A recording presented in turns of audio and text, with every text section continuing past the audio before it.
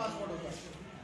किस स्कूल में कौन सी डिपार्टमेंट की है, अब नया इनोवेशन जो होने वाला है, जो मंगवार कर फाइनल करके चले गए, हम काम कर रहे हैं।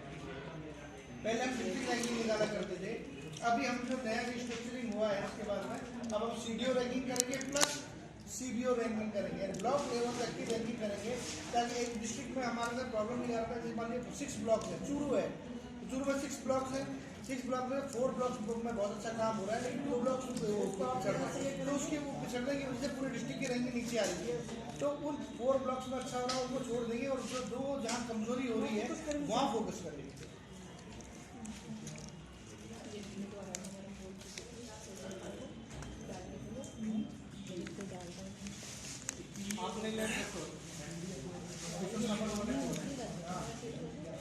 पहले हमारे यहाँ ब्लॉक लेवल मॉनिटरिंग में जो अर्ली स्ट्रक्चर था, कल आपको संस्थापन वाले मिलेंगे वहाँ आप उनको वो बता देंगे। मैं आपको बेसिक बता देता हूँ कि पहले क्या होता था कि जैसे डिस्ट्रिक्ट लेवल पे डीओ हुआ करते थे और संभाग जोन लेवल पे हमारे हुआ करते डीडी डिप्टी डायरेक्टर हुआ करते थे, और डीओ के नीचे अंडर एडीओ वगैरह और एडीपीसी वगैरह हुआ करते, और ब्लॉक लेवल पर बीईओ हुआ करते थे उनके। तो उसका परिणाम ये होता है कि हमारे स्कूल तक हमारी आउटरीच नहीं हो पाती, पहुँच नहीं पाते थे करने के लिए। इस कॉन्सेप्ट को भी हमने जो चेंज किया है, नया स्ट्रक्चरिंग किया है, तो सीबीओ के लेवल पे तो हमने डीओ लेवल का अधिकारी बना दिया है। तो वो क्या है, और पहले जो बीओ था उसके अंदर अंडर में एलिमेंट्री स्कूल आती थी, सीनियर सेकेंडरी स्कूल डायरेक्ट आती थी आपके डीओ के अंडर में। अब सीबीओ के अंडर में जो ब्लॉक लेवल में है, वो सीबीओ के अंडर में सेकेंडरी भी आएगी और एलिमेंट्री भी आएगी, दोनों में होगी। प्लस उस पंचायत की अपने एक स्कूल का जो प्रिंसिपल है, सीनियर सेकेंडरी स्कूल का बच्चे उसको हमने पीईओ बना दिया है, पंचायत एलिमेंट्री एजुकेशन ऑफिसर जो है ना, हाँ PEEO। तो अब उस स्कूल उस पंचायत में जितनी भी एलिमेंट्री स्कूल स्कूल उसको मॉनिटर करने की जिम्मेदारी होगी। ये मतलब एक जो एक बार डिवीजन हुआ तो ये आसानी से मॉनिटर अब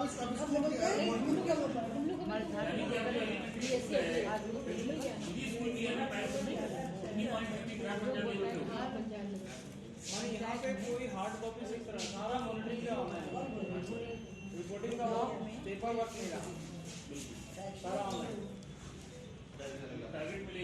प्राइमरी स्कूल्स में ऑनलाइन पूरा पहले 2 पोर्टल थे हमारे, सारा दर्पण, सारा Darpan for secondary school and सारा दर्पण फॉर एलिमेंट्री स्कूल। लेकिन due to merger of some SSA and RMSA अब उसको एक ही पोर्टल बना दिया है, और नाम उन्होंने सारा दर्पण को साला दर्पण के मर्ज कर दिया, साला दर्पण 1 to 12, साला दर्पण 1 to 12।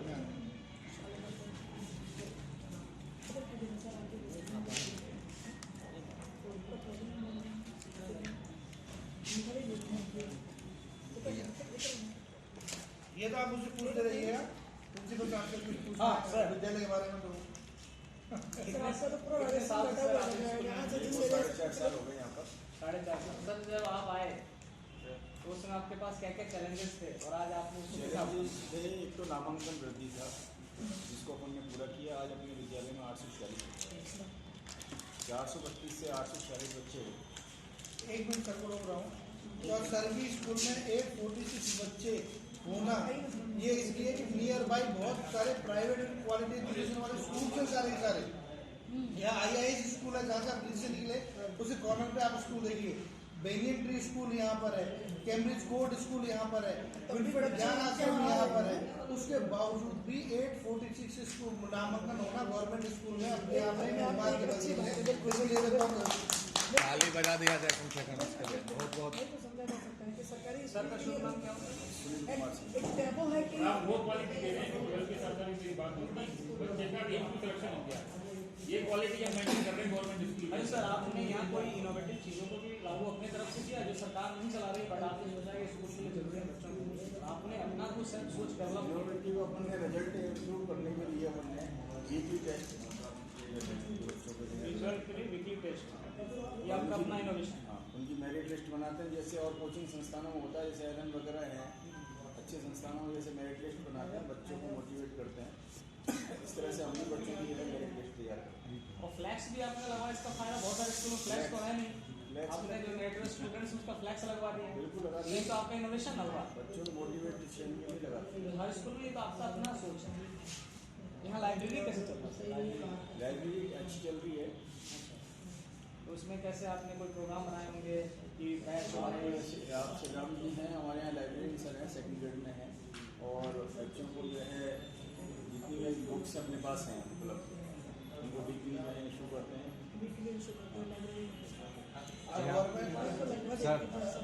सर यहाँ पढ़ने के लिए क्या बच्चों को रूटीन में है?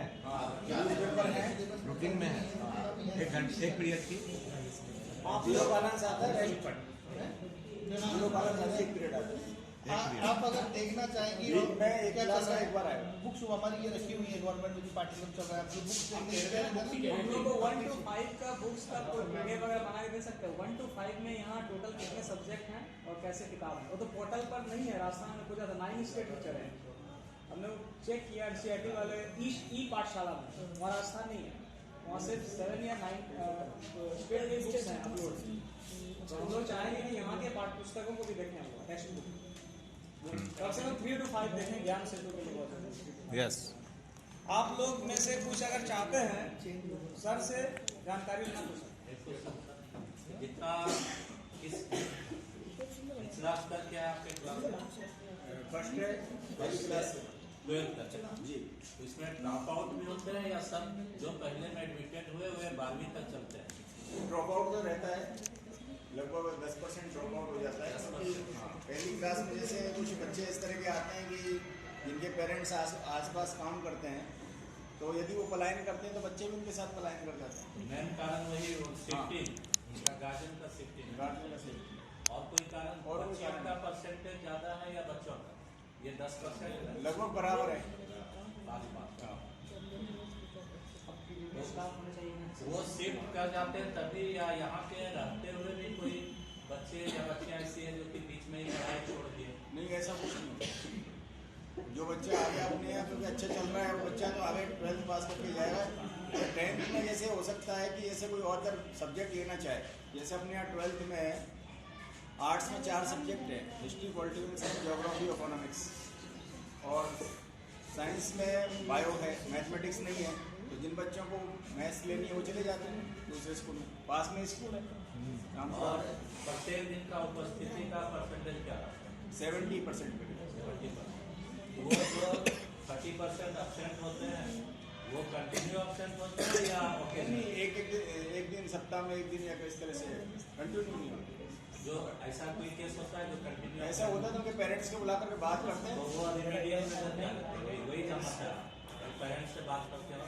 पेरेंट्स से बात करते हैं, अगर उसकी रुचि नहीं होती है तो बच्चा अपने आप टीसी ले जाता है, नहीं तो रेगुलर आ जाता है। मोटिवेशन माना उसका स्टेप होता है। सर बोलना सर कि आपके यहाँ फेल होने का भी सिस्टम है उसको क्लास 1 contact से कैसे 8 करते हैं तक सर? कि बच्चे फेल भी करते हैं। अरे 8 तक तो कोई बच्चा फेल होता फेल नहीं नहीं, होता है, 9th में फेल होते हैं बच्चे।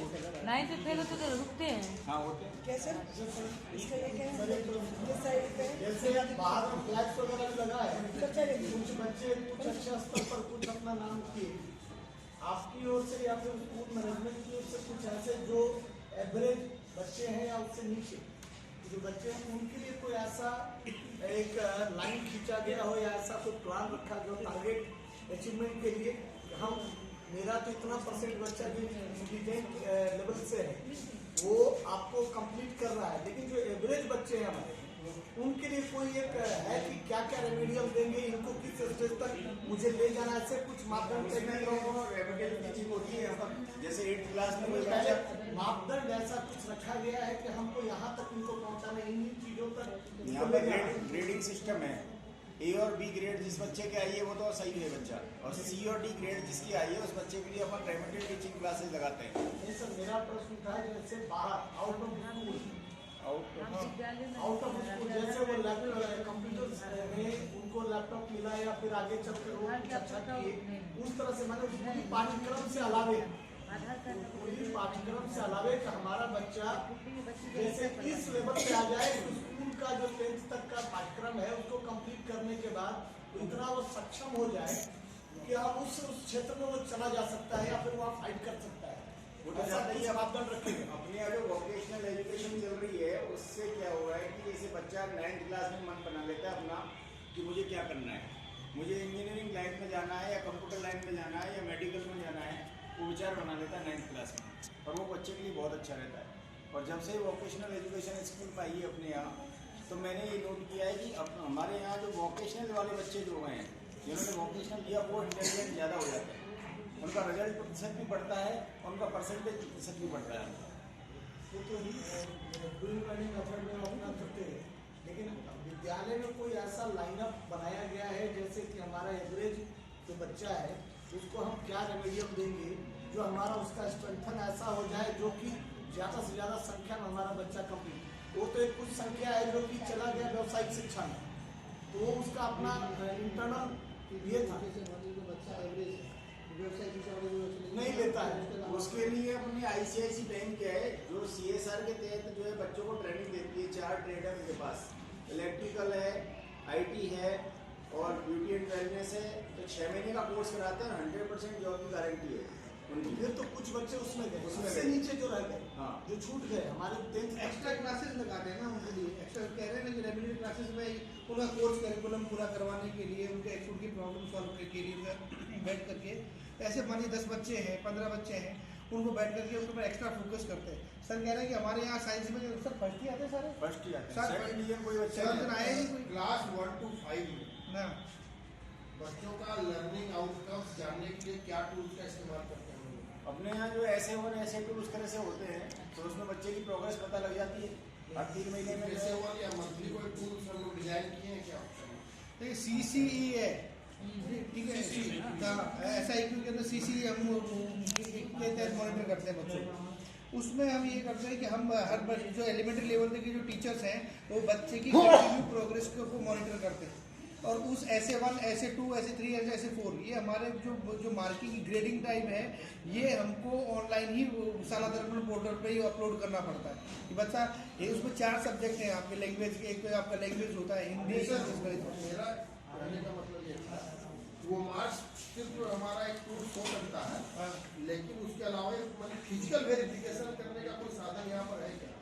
फिजिकल वेरिफिकेशन हम करते हैं क्या कि बच्चा वास्तव में जो मार्क्स दिया गया है उसके काबिल वो है कि नहीं है? मार्क्स तो उसका तो पोर्टफोलियो होता है ना पूरा, पोर्टफोलियो होता है उस बच्चे का। पोर्टफोलियो ठीक है, यहाँ से अपलोड कर दिया। नहीं बच्चा बना रहा है कोई, फॉर एग्जाम्पल जैसे हमने बोल दिया कि आपको मल्टीप्लिकेशन सीखने हैं, मान के चलिए 4 का गुणा अपन सीख रहे हैं, तो एक बच्चा तो वो होगा जो एक बार सर ने इंस्ट्रक्शन दे दिए और वो अपना सीख गया। तो ऐसे हमारे पैरामीटर हैं, क्या वो अकेला कर रहा है, क्या वो अपने साथी की मदद से कर रहा है, क्या वो तीसरा एक पैरा हो गया कि क्या वो टीचर को अलग से उसमें सहयोग करना पड़ रहा है। तो ऐसे पैरामीटर के आधार पर उस बच्चे का पोर्टफोलियो तैयार होता है। तो जिस बच्चे ने जो काम किया है वो उसके फाइल में अटैच हो जाता है, तो उसके आधार पर हर बच्चे की बुकलेट होती है, उसके उसके लर्निंग जो आउटकम्स हैं उसके अकॉर्डिंग उसको उस पैरामीटर आप कह रहे थे सर हर बच्चे का अपना अपना लेवल होता है, तो उस लेवल के हिसाब से पोर्टफोलियो शेयर हो जाता है। उससे पता चल जाता है कि ये बच्चा धीरे धीरे इस तरीके से प्रोग्रेस कर रहा है। तो जो पीयर ग्रुप है या टीचर का फैसिलिटेशन है उस हिसाब से उस बच्चे का लर्निंग आउटकम चेक किया जाता है। टीचर फैसिलिटेशन के लिए हम लोग क्या कर रहे हैं? ट्रेनिंग प्रोग्राम चलते हैं टीचर्स के। टीचर्स की तो हमारा ट्रेनिंग है, ट्रेनिंग साल में चलते हैं, साल में। कितने दिन? प्रोग्राम कंडक्ट किए जाते हैं हॉलीडेज में, विंटर ब्रेक में एंड समर ब्रेक में, और इसी ताकि बच्चों की पढ़ाई वगैरह बीच में जो इन सर्विस टीचर उनके लिए भी है। जो इन सर्विस इन सभी टीचरों के लिए अपग्रेडेशन के लिए। आपके 6 to 8 वाले सब्जेक्ट जो है मैथ्स, इंग्लिश एंड साइंस का ट्रेनिंग होता है। एंड जो नए टीचर हैं अब जो अभी अपॉइंट हुए हैं लेवल 1 और लेवल 2 के हिसाब से उनका इंडक्शन ट्रेनिंग होता है। जैसे पोर्टफोलियो की बात की है कि इंडिविजुअल एक बच्चा का फाइल होता है, उस फाइल से जो कुछ ऐसा डेटा भी निकालने का कोई टूल्स तैयार है क्या? कि जैसे मान लीजिए कि मेरा क्लास 8 में 4 सेक्शन है और चारों सेक्शन में मान लीजिए 50-50 बच्चे हैं, यानी पूरे मिला के 200 बच्चे हमारे सेक्शन में क्लास 8 के हैं। उन 200 बच्चों के फाइल से क्या हम एक कंपाइल डेटा निकालते हैं कि हमारा 200 बच्चा में कितना बच्चा किस क्षेत्र में जाने लायक है, या फिर वो फाइल से निकालने का जरूरत नहीं होगा ना। फाइल का जो डाटा है वो हमको उस उसके अकॉर्डिंग हम ग्रेडिंग देते हैं। हर ऐसे वन के अंदर क्या ग्रेडिंग। मेरा प्रश्न उनके स्पेशल रुझान की ओर, जैसे उनका अपना रुझान हो, क्या ऐसा पहचानने का कोशिश किया जिससे कि उनकी रुझान पकड़ ली जाए कि ये साइंस लेवल तक चला जाएगा या फिर ये ड्राइंग में जाएगा। नहीं, फर्स्ट टू फिफ्थ वाले में क्या है ना, हम लोग ये काम करते हैं। फर्स्ट टू फिफ्थ वाले को ऐसे वन ऐसे टू करते हैं, उसके बाद वाले बच्चों के तो मार्क्स चढ़ते हैं ना। मेरा प्रश्न वो नहीं है कि सब्जेक्ट में, मेरा प्रश्न है पाठ्य सागामी क्रियाओं में, जैसे एक्स्ट्रा करिकुलर एक्टिविटी में वो क्या ऐसा कुछ देखना पड़ता है क्या कि मेरे यहाँ इतने बच्चे, जैसे इतना बच्चा drawing and art and craft में है, इतना बच्चा फिजिकली खेल में जाने के लिए इंटरेस्टेड होता है, या इतना बच्चा मेरा इस क्षेत्र में काम करने के लिए कैपेबल है, इसको इतने बच्चों को हम इस तरह की सुविधा देते ही हमारा आगे जाएगा। ऐसा सेपरेशन तो नहीं है, ऐसा फाइल हिसाब से किया जा सकता है। अच्छा सर, हम लोग हॉलीडेज में ट्रेनिंग देते हैं शिक्षकों को, तो उनके बदले क्या कंपलसरी लीव देते हैं?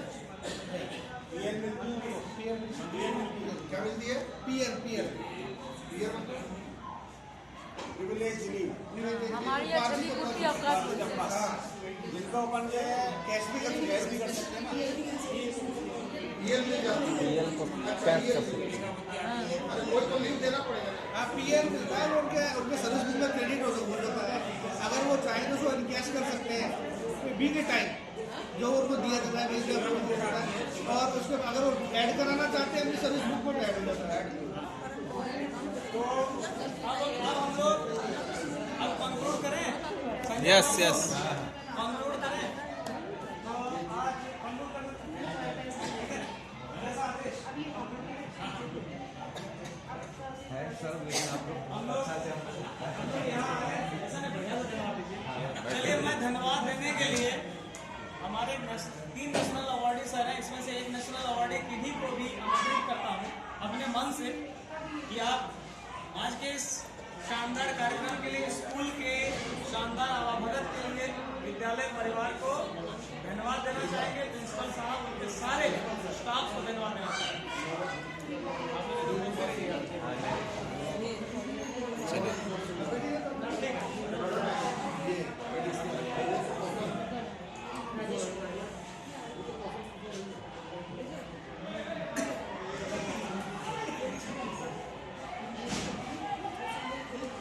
शुभ दोपहर। आप सभी को झारखंड प्रांत के विभिन्न जिलों से आए हुए शिक्षकों की तरफ से विशेष रूप से आभार देते हैं कि आपने अपने व्यस्ततम समय में से बहुत समय निकालकर व्यक्तिगत तौर पर हमारा मार्गदर्शन किया। हमारी बहुत से हमारे ऐसे सवाल थे जो मन में घूम रहे थे।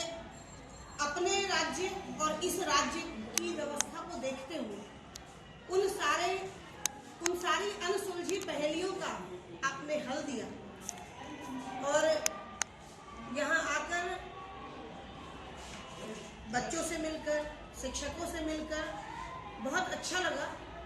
अच्छा इस मतलब से लगा कि पूरी व्यवस्था में ये आपके यहाँ डिफरेंशिएशन नहीं है कि कौन पदाधिकारी है और कौन कर्मचारी है। ये बहुत अच्छी चीज सीखने और देखने को मिली। शिक्षा चूंकि बहुत व्यापक शब्द है और स्वाभाविक सी बात है कि व्यापक है तो इसमें सबकी सहभागिता चाहिए। और सहभागिता शब्द एक ऐसा शब्द है जो पहाड़ तोड़ने में भी लोगों को सफल बना देता है। और यही सहभागिता, ये टीम वर्क मैं यहाँ देख रही हूँ। कहीं किसी का ईगो क्लैश होते हुए मैंने नहीं देखा कि वो प्रिंसिपल है, एक विद्यालय में हम गए, वहाँ प्रिंसिपल मैम ने हमारा स्वागत किया। तो मैं तहे दिल से आप सभी का बहुत बहुत धन्यवाद सभी शिक्षक और शिक्षिकाओं की तरफ से दे रही हूँ। और हमारा यह भी आग्रह है, आपके लिए आमंत्रण भी है कि आपकी टीम भी एक बार झारखंड अवश्य। इसके बाद एक हम लोग यहाँ आए हैं, सिर्फ 21 शिक्षकों का दल है, बल्कि झारखंड में पढ़ने वाले 40 लाख बच्चों की संवेदनाएं लेकर आए। झारखंड में पढ़ाने वाले 1,20,000 शिक्षकों की आशाएं और अपेक्षाएं लेकर आए। हम लोगों ने यहाँ जो भी देखा, डॉक्टर अनीता शर्मा मैडम ने बहुत कुछ बताया। यहाँ पे दिखावा बहुत कम है। यहाँ पे लोग तहे दिल से हॉस्पिटलिटी करते हैं, अपनी अच्छी चीज़ों को खुलकर दिखाते हैं, कहीं कोई कृत्रिमता नहीं रहती है। और हम लोग यहाँ जो आए हैं, जो भी यहाँ से हम लोग लेकर जा रहे हैं, उसको हम लोग अपनी राज्य सरकार को यहाँ समर्पित करेंगे। और साथ ही आप जब कल मुलाकात होगी, एसपीडी सर से शायद मुलाकात हो, तो हम लोग अनुरोध करेंगे कि जिस तरह झारखंड सरकार ने एक नवाचार किया, बहुत कम राज्य से करते हैं, इसलिए हमारा झारखंड सरकार भी धन्यवाद का पात्र है कि बहुत कम सरकार अपॉर्चुनिटीज देते हैं कि वहाँ के शिक्षकों का दल दूसरे राज्यों में जाए। हमारे सरकार ने की है, इसके लिए हम लोग धन्यवाद उसको देते हैं और आग्रह करेंगे कल सारे पदाधिकारियों के समक्ष कि झारखंड राजस्थान सरकार भी कुछ ऐसा प्रोविजन करे कि यहाँ के शिक्षक पदाधिकारी भी हमारे यहाँ आए और हम लोग भी इस तरह हॉस्पिटल आपका कर सकें। बहुत बहुत धन्यवाद।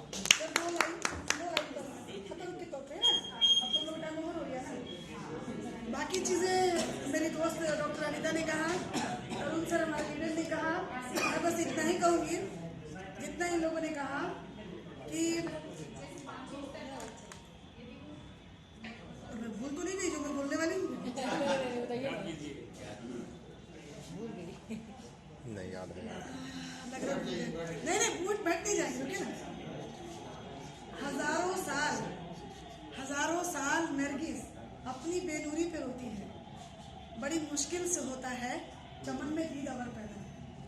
कहने का मतलब है कि अभी जितनी बातें इन लोगों ने कही कि ये चीज़ अच्छा लगा, वो चीज़ अच्छा लगा, डेडिकेशन है आपका, जो मतलब मेहमान नवाजी है आपकी, वो बहुत बेहतरीन है, तो कोई भी एक दिन की चीज़ नहीं है। इसीलिए कहा मैंने कि हजारों साल नरगिस अपनी बेनूरी पे रोती है, अंधेरा है, रोशनी नहीं आ रही है कहीं से, तो बहुत साल रोती है।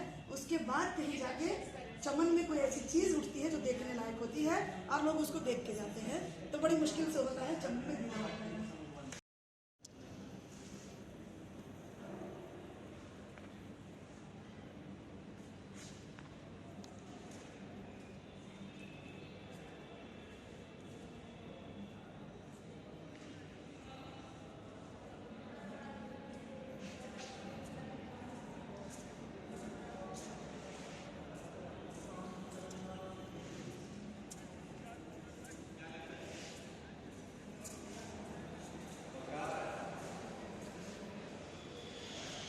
आ रहा है।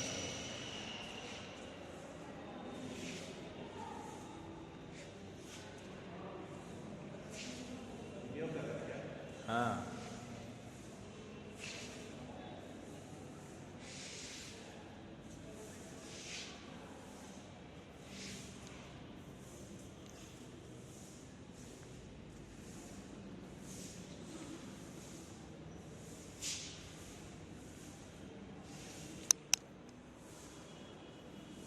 आकांक्षा 40 के नाम से चल रहा है, बहुत ही सफल कार्यक्रम है। एक मुख्यमंत्री मेधा योजना है सर, जिसमें 9 से 12 कक्षा के बच्चों को प्रतिमाह 1000 रुपए दिए जाते हैं। ये राज्य स्तर पर दिए जाते हैं, जो इस मेधा परीक्षा में सम्मिलित होते हैं और उसको क्वालिफाई करते हैं। अब ये चूंकि राज्य स्तर पर था, बहुत अच्छा उत्तम है, तो इसे प्रखंड और जिला स्तर पर भी प्रोमोट करने की इस एकेडमिक ईयर से योजना बनी है। बेटियों को आगे बढ़ाने के लिए हमारे यहाँ एक सुकन्या योजना, मुख्यमंत्री लाडली योजना चल रहा है, लेकिन इसका एडमिनिस्ट्रेटिव बॉडी समाज कल्याण होता है, लेकिन शिक्षा विभाग से जुड़ा हुआ है, दोनों मिलकर इसके लिए नीति बनाते हैं और इसमें बच्चियों को विद्यालय तक लाने के लिए कई तरह के कार्यक्रम चलाए जाते हैं। हमारे यहाँ जीरो ड्रॉप आउट पे बहुत अच्छा हम लोगों ने किया है, पूरी सफलता नहीं मिली है, लेकिन हमारे यहाँ लगभग 4200 कुछ पंचायत हैं जिसमें जीरो ड्रॉप आउट हम लोग लगभग घोषित कर दिए, लेकिन उसको फिर से वेरिफिकेशन करने की जरूरत है क्योंकि बीच बीच में दिक्कत आ जाती है।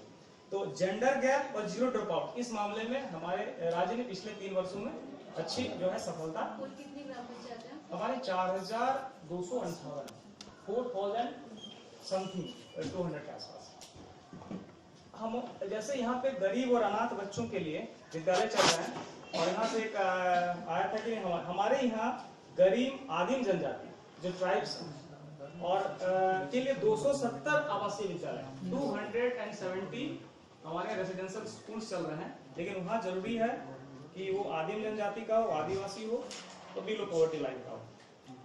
हमारे यहाँ एक एजुकेशन में बहुत बड़ा ये समस्या रही है कि मदर टंग तो बहुत ट्राइब्स रहते हैं, 32 ट्राइब्स झारखंड में पाए जाते हैं जो अलग अलग भाषा बोलते हैं, और इसलिए जब उनको मेन स्ट्रीम में लाते हैं, हिंदी या इंग्लिश पढ़ाते हैं तो दिक्कत हो जाती है।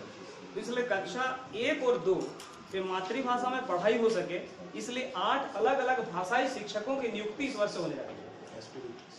ये हिंदी वाले और ये अंग्रेजी वाले नहीं होंगे, 8 अलग अलग भाषाई शिक्षकों की। 32 तो ट्राइब्स है, लेकिन ज्यादा जो बोली जाती है, तो 8 भाषाई शिक्षकों की नियुक्ति का काम चल रहा है, जो इस एकेडमिक ईयर से लागू हो जाएगा। हमारे स्मार्ट क्लास पे भी कुछ काम हुआ है। 2017 में ICT लैब हमारे यहाँ लगे 465 विद्यालयों में, जो कि सेकेंडरी विद्यालय हैं, और हर विद्यालय को 10-10 कंप्यूटर दिए गए। और इसी के साथ अटल टैंकरिंग लैब के नाम से भी एक योजना चल रहा है, जिसमें 10 लाख रुपए विद्यालय को दिए जाते हैं, साइंस सेंटर और इस तरह के सारे अपरेटस। कितने आपके ATL कितने स्वीकृत हुए आपके? ATL हमारे यहाँ 120 संजय जी 124, और इस बार और बढ़ेंगे। नीति आयोग। यस। और इस बार सर हम लोग जो ICT लैब है 465 तो चलेंगे, 500 और हमारे ऐड हो जाएंगे, यानी कुल हमारे 965 ICT लैब ICT हमारे स्कूल्स में हो जाएंगे। एक हमारे यहाँ चला है सर, पूरे हिंदुस्तान में पहला काम हुआ है, ऑपरेशन व्हाइट बोर्ड। ये ब्लैक बोर्ड वाला जो काम चल रहा है, इसको सिमडेगा एक हमारा जिला है, सिमडेगा जिला को पूरे हिंदुस्तान में पिछले महीना पहला वो जिला बना जहां सभी स्कूलों में 734 स्कूल्स में ऑपरेशन व्हाइट बोर्ड के तहत उसको आच्छादित किया गया। और आज वहाँ एक भी व्हाइट बोर्ड नहीं है, और इस बार ब्लैक बोर्ड नहीं है। और हमारे प्रिंसिपल सेक्रेटरी सर का कहना है कि इस बार हम 300 स्टूडेंट्स अगर किसी भी स्कूल में एनरोलमेंट, तो उसको भी व्हाइट बोर्ड योजना के तहत जोड़ेंगे। उससे क्या फायदा है? इससे सर ये है कि हमारे यहाँ जो ब्लैक बोर्ड है वो आज के डेट में बहुत अच्छे नहीं रह गए, खुरदुड़े हो गए हैं, और प्लस चौक से लिखने में शिक्षक थोड़ा सा अब बहुत तरह स्केचिंग कर सकते हैं, क्रिएटिविटी आ सकती है, चाहे इसमें ज्यादा गुणवत्ता देखा गया, इस आधार पर उसको लॉन्च किया जा रहा है कि नहीं व्हाइट बोर्ड डस्ट फ्री भी होता है, और एक्सपेंसिव भी होता है। अगर एक टीचर 3-4 बार बोर्ड में लिख दिए तो 8-10 चौक खत्म हो जाते हैं। तो एक एवरेज निकाला गया 80 से 100 रुपये एक स्कूल में खर्च हो जा रहे हैं चौक में। लेकिन इसके बनिस्पत कंपैरिजन जो इसको निकाला गया उसमें लागत भी कम है, व्हाइट बोर्ड से इससे सब मार्कर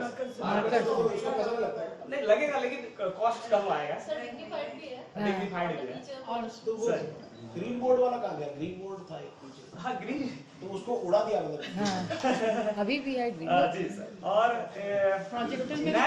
नेशनल अचीवमेंट सर्वे में राजस्थान ने अच्छा किया, बट उसमें आप लिस्ट में देखेंगे झारखंड भी 3rd पोजीशन में था। नेशनल अचीवमेंट सर्वे में हम लोगों ने पिछले साल बहुत अच्छा किया। स्वच्छ विद्यालय योजना के तहत इस बार हमारे स्वच्छ पेयजल एवं स्वच्छता सेक्रेटरी मैडम को पिछले दिनों प्रथम पुरस्कार पूरे देश में भी मिला है, ये अखबार में भी आए होंगे, और अक्षय कुमार जी उसमें पुरस्कार देते हुए बहुत जगह दिखाए गए होंगे। हमारे यहाँ और चल रहा है कि हम लोगों ने स्कूल ड्रेस कोड शिक्षकों के लिए कर दिया है, और जो स्कूल्स हैं उसका भी एक कलर कोड कि आप देखेंगे तो पता चलेगा स्कूल है।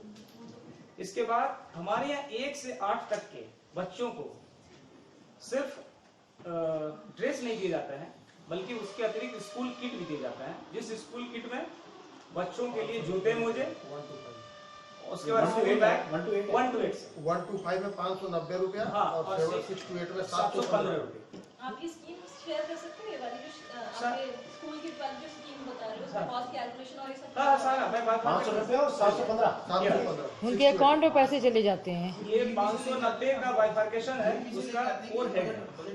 नहीं उसकी कॉपी उसकी कॉपी।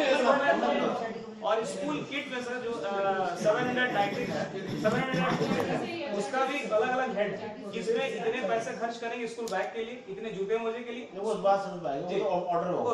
जी आप टाइप कर लेना, ये वाला प्रोजेक्ट कर लीजिए। नहीं हम लोग इस पे अभी सरकार नहीं मान रही है हमारी। सर मैं ज्ञान सेंटर पर करवा सकती हूँ ये प्रोजेक्ट बना के, ज्ञान सेंटर पर करवाना। हमारे बहुत दिन से काम कर ही रही हूँ उस पे, तो कॉस्ट में चक्कर आ रहा है। ठीक है, हमारे यहाँ में इसके लिए भी पैसे लोग दे सकते हैं आराम से। बता रही हूँ सरकार ने बनाया प्रोजेक्ट। हमारे यहाँ 4 साल पहले सर, एक मिनट आपको आवाज आ रही है ना? बस ठीक है। हमारे यहाँ उनकी तरफ भी देख लो।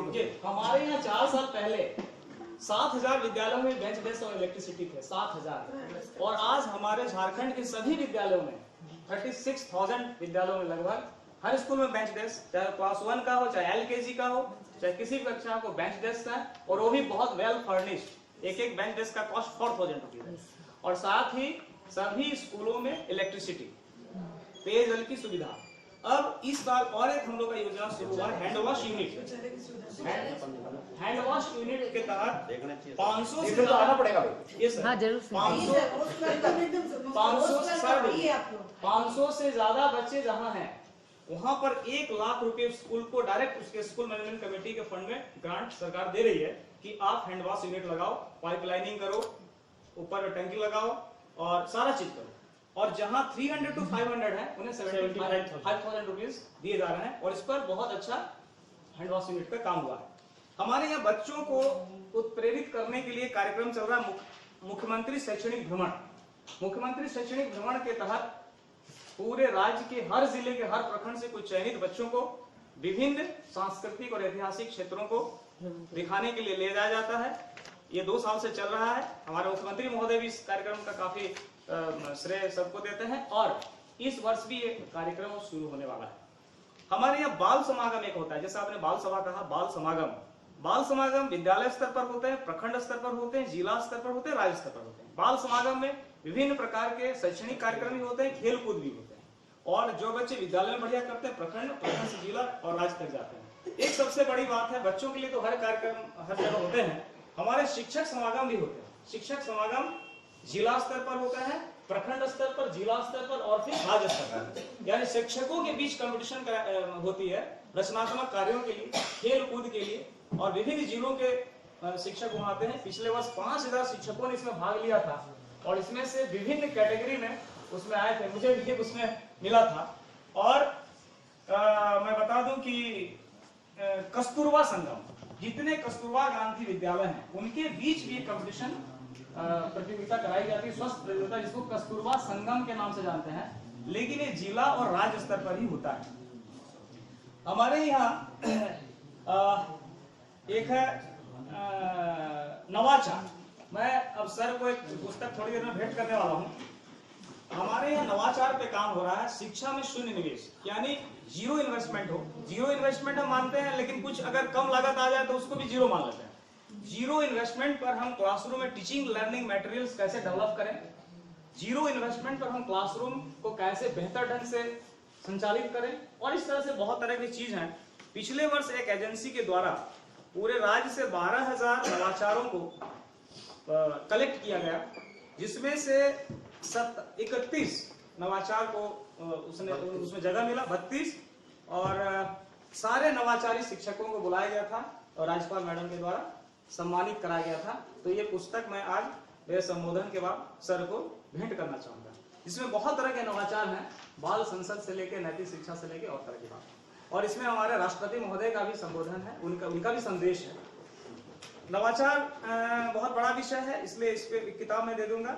अब हमारे यहाँ विशेष आवश्यकता वाले बच्चों के लिए, विशेष आवश्यकता वाले जो बच्चे हैं, इनके लिए 24 जिलों में से 7 जिलों में हमारे यहाँ रेसिडेंशियल स्कूल चल रहे हैं, जिसमें एक स्कूल में 100 की कैपेसिटी ये चल रहा है। और ये भी हम लोगों ने EBB के तहत नहीं, जो बैकवर्ड कितना जमा 31 में नहीं, 24 में 7 जिला, 24 डिस्ट्रिक्ट हैं, बट 7 डिस्ट्रिक्ट में चल रहा है। अब मैं सर बात करूं परिवर्तन की। परिवर्तन ग्रुप, हमारे जो पूर्व सचिव महोदया थी, उनकी एक सोच थी कि शिक्षक और वरिष्ठ पदाधिकारी के बीच एक डायरेक्ट संवाद हो, ताकि मैं ग्राउंड लेवल की चीजों को बिल्कुल जान सकूं। इसके लिए उन्होंने एक व्हाट्सएप ग्रुप बनाया, और इसमें डेडिकेटेड बहुत सारे टीचर्स आ गए और जोड़ते गए, और उन लोगों ने इस तरह से शिक्षा में शून्य निवेश नवाचार के माध्यम से कई बड़े बड़े काम किए, और स्कूलों को कोई संसाधन नहीं, सिर्फ डेडिकेशन और मोटिवेशन के माध्यम से बदलने का काम किया। मॉर्निंग असेंबली अच्छे होने लगे। हमारे यहाँ मॉर्निंग असेंबली का भी एक पैटर्न है जो 20 मिनट का होता है वहाँ पे। हाँ, तो ये भी ये सोच थी। हमारे अच्छे लैब बन गए, अच्छे, हर स्कूल में नहीं, कुछ स्कूलों में अच्छे पुस्तकालय बन गए, मॉर्निंग असेंबली अच्छे हो गए, और इस तरह से ये बहुत बड़ा नवाचार का काम है। एक पॉइंट और मैं जोड़ना चाहूंगा, बाल संसद हमारे यहाँ बहुत सुंदर ढंग से, बहुत ही सक्रिय ढंग से काम कर रहा है। बाल संसद हमारे यहाँ लोकतांत्रिक मूल्यों को बढ़ावा देने के लिए बनाया गया है। जो बाल संसद कक्षा 3 से 8 तक के बच्चों को अब 9-10 के बच्चों को भी इसमें जोड़ा गया है और विभिन्न मंत्रालय उसमें बांट दिए गए हैं और वो बच्चे अब प्रत्येक दिन पट्टी लगाए रहते हैं कौन सा मंत्री है वो, और मॉनिटरिंग के साथ साथ वो पूरा लीडिंग करने का काम करता है। और ये बाल संसद बड़े बड़े मुख्यमंत्री महोदय से लेकर राज्यपाल महोदय तक के कार्यक्रमों को होस्ट करने का भी कुछ स्कूल के बच्चों ने काम किया है। और स्वच्छता के मामले में